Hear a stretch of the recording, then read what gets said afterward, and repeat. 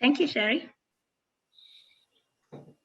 Chad, congratulations on your wedding with Jesse. Your description of the last 2 weeks was not only magical, but it was also very joyful. It feels like you had a wonderful time. It feels like you had an amazing time being out there, but you also gave yourself a break. And this was evident in the way you gave your speech. Now, I really enjoyed your speech. You had a very descriptive way of showing details.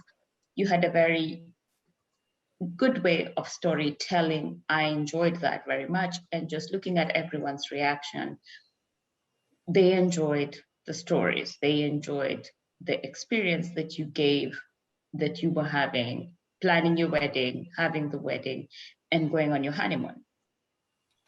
You did a good thing of giving 3 very specific examples, and you went a step further, not just giving the examples, but you gave personal examples of the 3 points that you used. So for example, you said, don't overcorrect, and you went in and gave examples of how you overcorrect and how you plan not to do that. So giving personal examples was very helpful and very meaningful to your speech. 3 things that you did really great as a recap was great descriptions, a very good storytelling ability, personal examples, and the 4th thing is actually you gave a wonderful summary.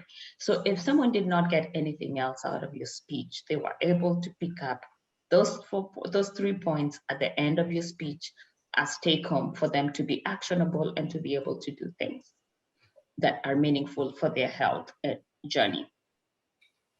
Now, what would you improve or what would you work on your speech?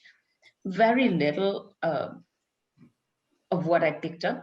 The first thing is, if you ask a question, unless you intend it to be a rhetorical question, if you're expecting a response, slow down, pause, get that response back. And then structure the question in such a way that it is actually a question that people get a minute to process and respond back.